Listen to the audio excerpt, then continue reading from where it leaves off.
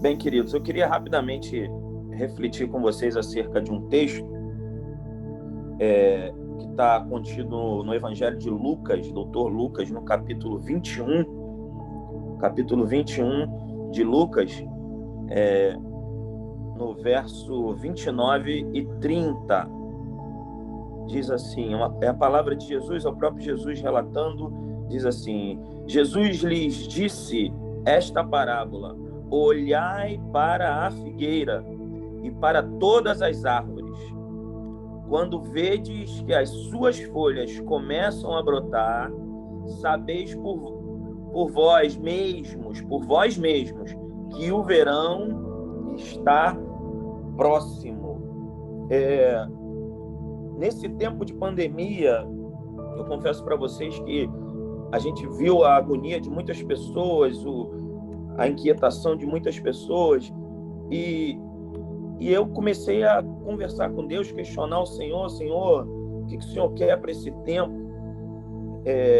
Porque parece que as pessoas estão achando, parece que as pessoas não estão acreditando que o Senhor ainda está no controle de todas as coisas, que o governo está sobre os teus ombros, ó Deus. Então, dá sinais, ó Pai, fala conosco. E Deus começou a me falar no ano ainda de 2020, que 2021 seria o ano do governo. E eu tenho vivido isso, nós temos vivido isso lá na igreja, se manifestado, e eu quero tratar com vocês exatamente sobre isso, o que a gente tem vivido lá, trazer para você aqui, o ano do governo, porque parece que Deus perdeu o controle, parece que agora os planos de Deus vão ter que ser reencaixados, reinseridos. Não, nós continuamos crendo que Deus ainda está no controle de todas as coisas, E olhando para esse texto, que é um sermão profético de Jesus, ele está falando a todos os povos, né? Ele está falando aos que creem na volta dele, na manifestação do seu reino. Ele fala de árvores. E quando nós olhamos para o contexto de árvores à luz da Bíblia, nós conseguimos compreender que árvore ela pode tratar de reino, pode tratar de nações, pode tratar de impérios, pode tratar inclusive de famílias. E é isso que eu queria andar com você, para você compreender que essas árvores são muitas vezes impérios, reinos, nações ou até dinastias familiares, mas que Deus, ao limiar da história humana, ele continua sustentando todas as coisas pela sua boa mão. Em Daniel, capítulo 4, você vai ver Daniel tendo um sonho dado por Deus. A partir do verso 10, Daniel relata que Nabucodonosor tem um sonho e ele vai até Beltesazar, que é o próprio Daniel, e ele vai retratar, ele vai falar a respeito desse sonho que Deus dá para ele, de uma árvore muito grande, onde os animais tinham repouso por debaixo dela. Ela fazia uma grande sombra e ela era muitíssimo grande e muito expansiva. E o texto vai dizer que Nabucodonosor não tem um entendimento do que está acontecendo, o que é isso, mas o Senhor usa Beltesazar, usa Daniel para dar um entendimento para aquele homem do que Deus queria falar para ele. E o texto vai dizer que no verso 13, em específico, nesse sonho, nessa visão, nessa percepção de Nabucodonosor vai ver que essa árvore era muito grande, as suas folhagens eram enormes, os ramos atendiam a todos os viventes que se mantinham debaixo dela. O texto vai dizer que ele vê no verso 13 um santo que desce do céu. E esse santo, ele é poderoso. Esse santo, ele desce do céu para tratar das coisas e dar ordem às coisas, né? O texto vai continuar dizendo, e o Beltesazar vai explicar a Nabucodonosor, dando entendimento a ele, discernindo a ele essa revelação de Deus para a vida dele, e ele vai dizer assim: para Nabucodonosor: essa árvore é você, é o teu império, significa o domínio que você alcançou por meio desse governo. Mas Deus está dizendo, Nabucodonosor, que o seu governo não é maior do que o dele. Deus está dizendo que o governo dele vem de cima, vem do alto, e ele manda o governo dele abalar as estruturas desse império que você montou. E não é só o governo, não é só a Babilônia, não é só o governo de Nabucodonosor que é abalado, mas a própria estrutura física, emocional, psíquica desse homem chamado Nabucodonosor. E ele é abatido pelo santo que desce do céu. Esse santo que desce do céu, ele derriba a árvore e domina sobre tudo e sobre todos. Eu compreendo que nesse tempo, queridos, nós olhamos para as coisas e vemos homens que se levantam com grande soberba contra o governo de Deus, mas Deus continua no controle. E ao longo da história a gente vai ver vários casos como esse, caso de Hitler, Mussolini, Saddam Hussein, Bin Laden, homens que se levantam como soberbos sobre a terra, questionando e querendo abater o governo de Deus. Mas Deus vem com a sua mão, vem para dar cabo, para resolver, para dar a demanda que nós temos suplicado a Ele. Eu quero te dizer, se você tem visto, tem se angustiado com soberbos sobre a terra, questionando você, às vezes até o governo de Deus, eu quero te dizer que Deus continua no alto e sublime trono, continua nos céus, e Ele dá ordem ao seu santo para que desça e restabeleça a ordem do seu governo. Em Ezequiel, capítulo 17, a gente vai ter uma outra visão de uma árvore também, mas agora essa árvore é um cedro, né? E Deus está dando uma visão para Ezequiel a respeito dessa árvore, desse cedro grandioso, e ele dá uma visão de duas águias. E Deus fala que esse cedro é grande, esse cedro é firme, esse cedro é forte, mas esse cedro comete um erro, porque ele abriga uma águia, e logo em seguida ele abriga uma segunda águia. E Deus começa a se levantar com juízo, porque esse cedro significa a dinastia de Davi, a dinastia real, a descendência real do Reino do Sul. E Deus vai questionar: rapaz, o que vocês estão fazendo? O que vocês estão tratando? Ora, vocês fazem aliança com alguém e não se submetem à palavra que vocês deram, não submetem à aliança que vocês fizeram, e agora vocês estão buscando no Egito uma segunda aliança. E eu quero dizer para vocês agora, Deus falando com a descendência real, com a dinastia real do Reino do Sul, com Judá, com todos a sua liderança, Ele está falando: por conta disso, vocês serão arrancados, vocês serão tirados. Deus, queridos, Ele cuida em cumprir da sua palavra, Ele cumpre tudo que Ele estabelece com o homem, e Ele fala para os seus santos: vocês devem cumprir com aquilo que vocês estabeleceram como regra. Então, quando o povo vai subjugar, Deus já falou: você tem que cumprir, mesmo com esse povo que está te subjugando, vocês têm de cumprir com essa aliança, mesmo que seja uma aliança de juízo, que era o caso aqui específico. E nós vamos ver que o cedro, ele simboliza essa descendência. Eles não se submetem a esse tratado que ora tinha sido feito com a Babilônia, e vai fazer uma segunda aliança com o povo do Egito. Deus repreende eles, e Deus fala assim para eles: por causa disso sucederá juízo sobre vós. Mas Deus nunca lança juízo sem lançar também um cuidado e um escape. O verso 22 desse mesmo capítulo 17 de Ezequiel vai dizer que o Senhor ele plantou essa árvore, ele plantou esse cedro. Diz que do topo do cedro ele vai tirar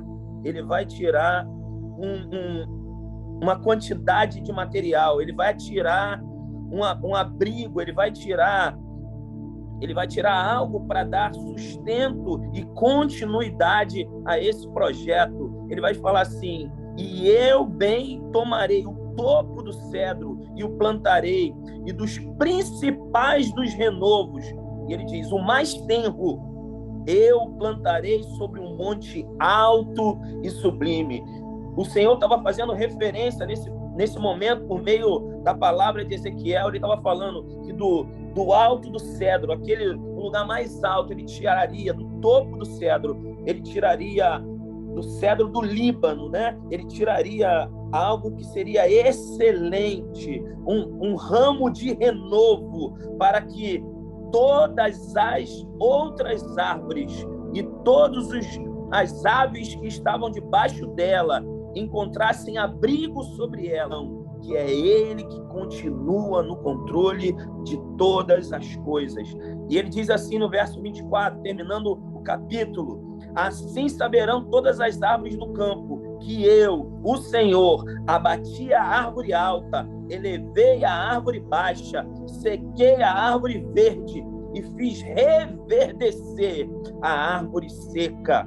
Eu, o Senhor, o disse e o farei. O Senhor está dizendo para nós que até entre nós, os santos, entre o povo dele, entre os separados dele, entre os escolhidos dele, quando nós não nos submetemos ao seu senhorio, quando nós não submetemos ao que ele tem para nós, ele tratará conosco e ainda assim, tirará um renovo do nosso meio. Ele está falando a respeito de Jesus. Esse cedro é o governo de Davi que não terá fim. É a raiz de Davi, é o rebento de Jessé. Ele está falando, esse cedro é o cedro do Líbano, esse cedro é o cedro que sai da casa de Jessé, é o rebento da casa de Jessé, é a raiz que sai da casa de Davi. Ele não terá fim, ele não será abatido, mas eu tirarei antes com a sua própria mão. O Senhor está dizendo isso para nós nessa manhã. E ainda assim, nós, às vezes, ficamos inquietos e nos questionando: será, Senhor, que o Senhor ainda está no governo? O Senhor manda dizer para você: se você conhece uma árvore baixa, uma árvore ressequida, o Senhor é aquele que ergue uma árvore baixa e faz ela se tornar grande. Porque os projetos de Deus nunca, na sua grande maioria, nunca começaram grandes, começaram pequenos e se tornaram grandes nele. Então, o Senhor está dizendo para mim e para você: se você conhece uma árvore ressequida, se você conhece uma árvore que não tem dado frutos, Ele é aquele que reverdece as árvores. Todas as árvores da terra, todos os governos da terra são secos, mas também são reverdecidos pela força do seu poder, pela força da sua mão. O governo está na mão do Senhor, o cetro de equidade está diante dele. E nós terminamos e finalizamos quando ele vai lá em Lucas capítulo 21. Ele vai falar agora não somente do cedro, mas ele vai falar da figueira, uma outra alusão. Agora o Senhor está falando de toda Israel, está falando de todo o povo de Deus. E ele está falando por intermédio do doutor Lucas, e está dizendo que, para que a gente entenda o contexto das coisas que estão acontecendo ao nosso redor, quando a gente não entende, Senhor, por que tudo isso? Por que todas as coisas têm se levantado? Não, esse monte de tormenta, eu não estou entendendo nada. Ele vai no seu sermão profético falar: olhai para a figueira. A figueira é a representação de Israel nos dias de hoje. A figueira é a anunciação das coisas que estão por vir. Se você quer entender por si só, se você quer entender sem precisar de um profeta, se você quer entender sem precisar de alguém que vai levantar sua voz para declarar para você, mas você entender com seus próprios olhos, com o entendimento dos céus. Ele diz assim para você: olhai para a figueira, olhai para ela e para todas as árvores. Ou seja, olha para Israel, mas olha para as outras nações que estão à volta, olha para tudo que está ao seu entorno. E no dia que eu começar a reverdecer, a tornar verde novamente, a brotar no meio desse monturo de coisas que estão acontecendo, que parece que está tudo se tornando seco, tudo ressequido, sabeis vós mesmos, é você que vai saber, não é ninguém que vai declarar para você. Você vai ter um entendimento em Deus que está próximo o verão. Está próximo o verão. Deus está declarando para nós que quando nós olharmos para a figueira, quando nós olharmos para Israel, nós teremos plena compreensão que Ele governa sobre todas as coisas. A história está nas suas mãos. Ele está com o controle da história nas suas mãos. Da minha história, da sua história, da história que você está envolvido, as circunstâncias que estão te envolvendo. Você vai ser alcançado e vai ter o entendimento de que o Senhor tem feito essas coisas e Ele vai fazer brotar. Ele vai fazer brotar essa árvore para que nós tenhamos a compreensão de que está próximo o verão. O verão é a anunciação da última árvore que está lá em Apocalipse, capítulo 2, na primeira promessa feita à igreja de Éfeso. A primeira igreja que recebe uma promessa de eternidade, a igreja de Éfeso. Deus vai falar sobre uma árvore. E ele vai falar assim, e essa árvore, ela simboliza o reino de Deus. E nunca deixou de simbolizar.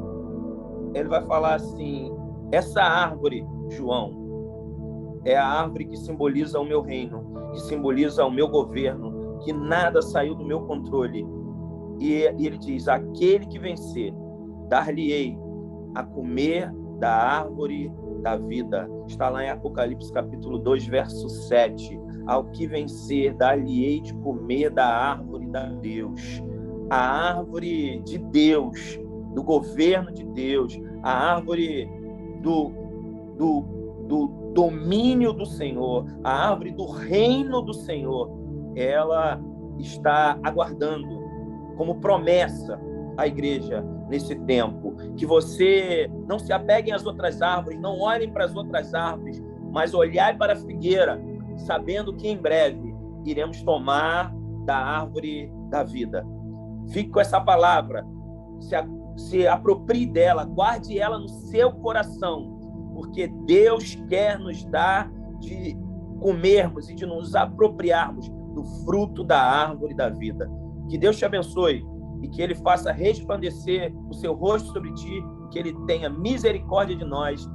Eu te abençoo em nome de Jesus. Fique com essa palavra. Amém. Deus não perdeu o controle. Ele ainda está com o seu governo dirigindo as nossas vidas.